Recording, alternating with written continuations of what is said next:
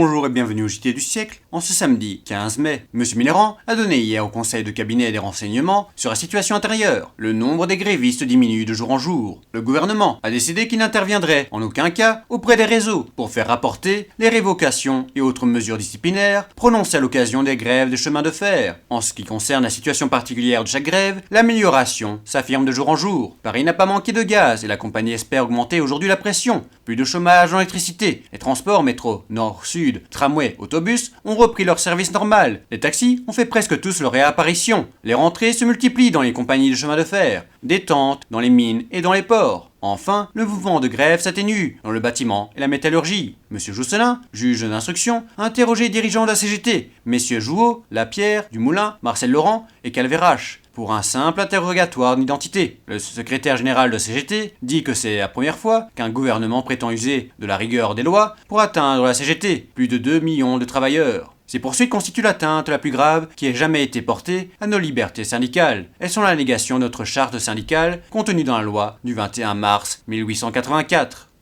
L'Allemagne nous ayant donné satisfaction, nos troupes vont quitter la région du Maine. La France n'a qu'une parole. Elle a occupé Francfort, Darmstadt, Hanau, Hombourg et Diebourg pour prendre un gage contre la violation de la zone neutre. Le 8 mai, le gouvernement allemand nous faisait savoir que les effectifs étaient ramenés à des chiffres inférieurs à ceux autorisés par l'accord du 8 août 1919, qui a été prorogué jusqu'au 10 juin. Ces déclarations avaient de grandes chances d'être exactes, car le gouvernement allemand avait un gros intérêt à liquider l'affaire avant les élections. Une vérification minutieuse, faite par un officier de la mission de contrôle, est virtuellement close. Il ne reste plus qu'à prendre, avec les autorités allemandes, les mesures nécessaires pour assurer la correction de la relève. Au moment de clore cet incident, il convient de remarquer que le geste de M. Mitterrand a obtenu le résultat cherché. Il a fallu un mois de chicane pour amener l'évacuation de la zone neutre, après l'occupation du Mengo. Il est permis d'affirmer que rien n'aurait pu vaincre la force d'inertie si l'Allemagne n'avait pas subi ce moyen de pression. L'aventure aura appris aux gens de Berlin que la France est résolue à faire respecter ses droits et qu'elle est capable de triompher des objections de ses alliés quand elle a raison.